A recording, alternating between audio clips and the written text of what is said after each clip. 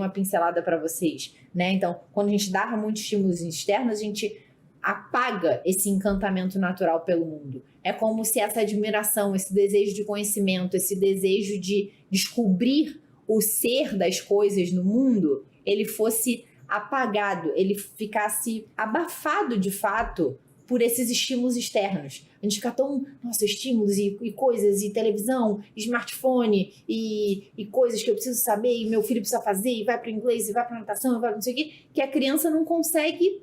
É como se os sentidos dela já estivessem totalmente saturados daquelas coisas. E aí ela não consegue se abrir para o que realmente importa, né? Então, será que quanto mais coisas a gente der para os nossos filhos, maior quantidade de estímulos, tanto de telas, mas também disso que eu tô falando, né? De atividades extracurriculares, de latim, natação, judô, brinquedos educativos, não sei o que lá. Será que isso tudo tem um benefício de fato, né?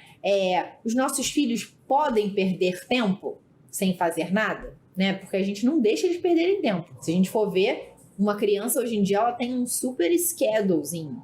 Ela acorda, faz não sei o quê, depois vai pro colégio, depois ela vai pra natação, depois ela vai pro judô, depois ela vai não sei aonde, daí chega em casa, daí janta, e aí ela vai assistir um pouco de televisão e pronto, dorme. Ela tem sempre um monte de coisas a fazer. Ela nunca está sem fazer nada. Será que isso é saudável? A gente escuta muito falar dos aplicativos e de dispositivos inteligentes que vão potencializar a inteligência dos nossos filhos, né? A gente escuta falar sobre a neuroplasticidade infantil, né? Ou seja, que o cérebro da criança tem uma grande capacidade de neuroplasticidade, então quanto mais estímulos a gente te der, maior conexões cerebrais a criança vai fazer, e as conexões cerebrais vão fazer com que elas tenham maior capacidade, maior inteligência, né? Maior capacidade de memória. Então, quase que trata a criança como um computador. Então, que a gente precisa aproveitar as janelas de oportunidade das crianças. Então, que as crianças teriam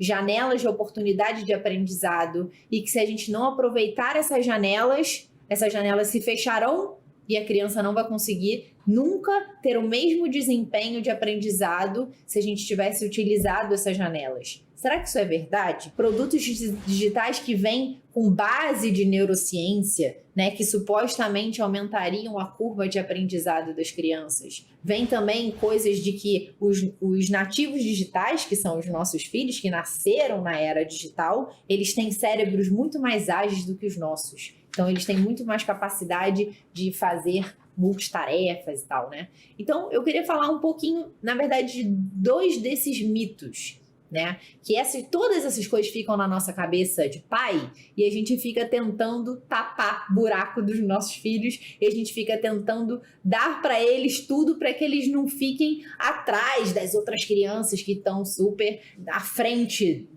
em todas essas coisas. Sei lá, eu sou mãe e os meus filhos, quando eram pequenos, eu, por ter muitos filhos, não conseguia colocar os meus filhos na natação. E eu via que todos os amiguinhos deles estavam na natação, e no judô, e não sei o quê.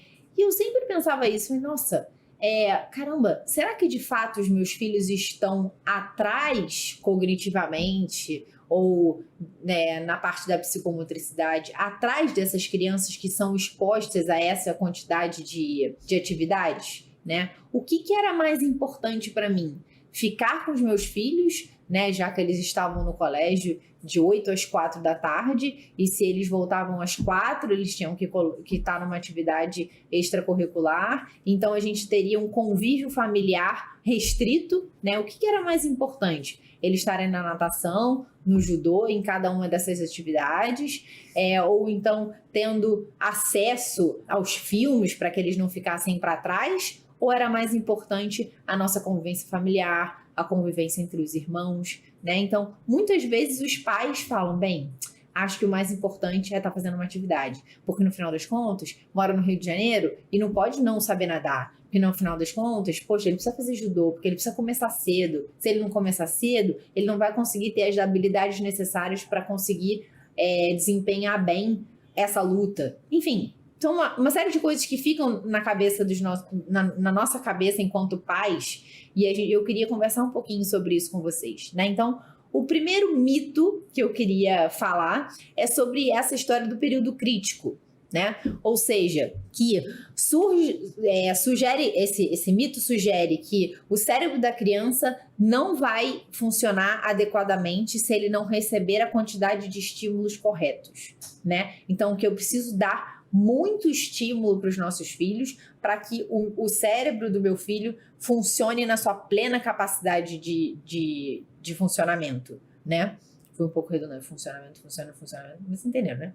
Então, que o momento em que de algumas habilidades deve ocorrer nesses períodos críticos, né? Então, assim, há essas janelas de oportunidade, que ali é a melhor momento da criança aprender aquela habilidade. Então, por exemplo, aprender uma nova língua. É importante aprender uma nova língua enquanto as crianças são muito pequenas, porque depois ela nunca falará como uma criança que não foi exposta, que foi exposta a essa janela de oportunidade, né?